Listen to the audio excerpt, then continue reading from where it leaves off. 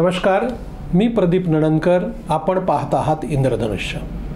2 दिवसापूर्वी पुण्यामध्ये राज्य मागासवर्ग आयोगाची बैठक झाली आणि या बैठकीमध्ये मराठा समाजाचं मागासलेपण सिद्ध करण्यासाठी लागणारा जो खर्च आहे तो खर्च शासनात साधारणपणे 400 कोटीपर्यंत तो खर्च जाईल, यासाठी शासनाकडे मागणी केली जाणार आहे. कारण यापूर्वी त्याची तरतूद कमी केली होती.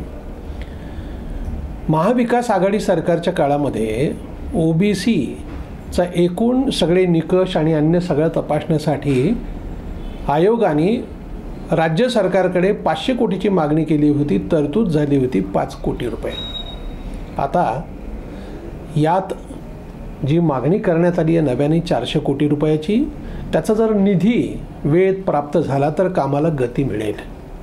ओबीसी प्रवर्ग, विमुक्त जाती, भटक्या जमाती, त्यानंतर मराठा, या सगळ्यांची समान गुणांकन पद्धत व्हावी, या निमित्ताने सगळ्याच समाजाचं मागासलेपण तपासलं जावं, यासाठी एक मागणी आर्थिक निकषाच्या विषयामध्ये आर्थिक जे लागणारी तरतूद आहे ती आयोग सरकारकडे करतो आहे. आता हे पैसे आल्यानंतर आयोगाची अशी कल्पना आहे की हे साधारणपणे 2.5-3 महिन्यामध्ये सगळं सर्वेक्षण पूर्ण व्हावं, लाखभर कर्मचारी याच्यामध्ये गुंतवले जातील आणि मग एकदा सगळ्याच गोष्टी, सगळ्याच समाजाचं मागासलेपण नेमकं काय आहे हे कळेल. आता यात त्याचे जे फॉर्म असणार आहे तो जिओ टॅगिंग पद्धत आहे, खोटेपणा करता येणार नाही, अशा अनेक बाबी आहेत. पण आता ह्या सगळी प्रक्रिया किती गतीने पार पडते, लोकसभा निवडणुकीच्या अगोदर हा सगळा अहवाल तयार होतो का? कारण सर्वोच्च न्यायालयामध्ये मराठा समाजाचं मागासलेपण सिद्ध करता न आल्यामुळे ते आरक्षण देता आलं नाही आणि त्यामुळे आता कुठलीच बाजू कच्ची ठेवायची नाही, भरभक्कम तयारी करूनच पावलं उचलायची, अशा पद्धतीची योजना सुरू आहे. आता सरकार एकीकडे या विषयाला गती देण्यासाठी गंभीर आहे असं आपण समजू, पण दुसरीकडे समाजामध्ये आत्ता ज्या पद्धतीचे जारांगेचे मेळावे सुरू आहेत आणि 24 डिसेंबरच्या आत हे सगळं दिलं पाहिजे आम्हाला आरक्षण, असं त्यांचं म्हणणं आहे. ओबीसीमधून 50% कोटा आम्हाला द्या, अशी त्यांची मागणी आहे. आता ही मागणी सरकार कशी पूर्ण करणार हाही एक प्रश्न आहे. ओबीसीचे मेळावे मोठ्या प्रमाणावरती होत आहेत. काय आहे की ह्या सगळ्या प्रकारातून एक गोष्ट वाचण्यात आली. गोष्ट छोटी आहे. एका साखरेच्या बरणीमध्ये लाल मुंग्या आणि काळ्या मुंग्या मोजून 100 लाल आणि 100 काळ्या मुंग्या टाकल्या. त्या मुंग्या आपलं काम करत होत्या. झालं कसं, सहज एकाला जरा बघू दे तरी काय म्हणून त्यांनी ती साखरेची बरणी हलवली.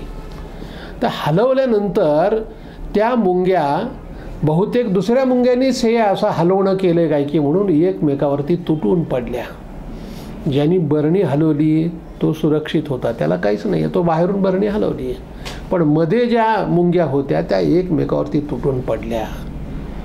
मुद्दा काही आहे की याच पद्धतीनं आपल्या समाजामध्ये आरक्षणाच्या विषयामध्ये आत्ता जे काही सुरू झालं आहे, हे जे काही चाललं आहे त्यातनं समाजामध्ये तेढ निर्माण होणार नाही याची काळजी घेतली पाहिजे.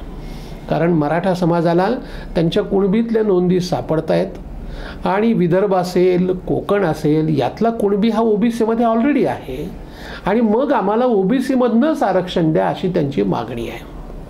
आणि ती मागणी चुकीची आहे असं म्हणता येणार नाही, कारण कुणबी प्रमाणपत्र त्यांच्याकडे आहे.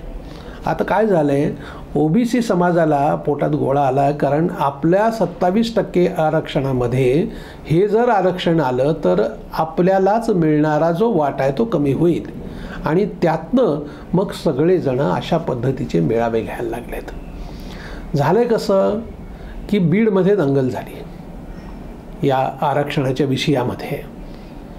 धनगर समाजाने जालन्यामध्ये जिल्हाधिकारी कार्यालयावरती जो त्यांचा मोर्चा निघाला तिकडे नासधूस झाली. आता या गोष्टी जर सराईतपणे व्हायला लागल्या, अर्थात दोन्ही ठिकाणी खटले दाखल करण्यात आलेले आहेत, पण समाजातल्या भावना तीव्र व्हायला लागल्यात, ही चिंतेची बाब आहे. त्यामुळं सरकारसमोर एक मोठं आव्हान आहे की सगळ्या समाजाला एक विश्वास देणं आणि तो विश्वास त्यांना नुसतं देऊन नाही, त्यांना वाटलं पाहिजे की सरकार आपला विचार करतंय, ही भावना त्यांच्यामध्ये, आणि सरकार सापत्नतेची वागणूक देणार नाही याबद्दलचा विश्वास सर्व समाजातल्या घटकापर्यंत निर्माण व्हायला हवा. आणि तो झालं तरच समाजामध्ये सामंजस्य निर्माण होईल. पण सध्याची स्थिती मात्र अशी नाही. धन्यवाद. आपल्याला हा जर व्हिडिओ आवडला असेल तर तो लाईक करा, फॉरवर्ड करा व सबस्क्राईब करा.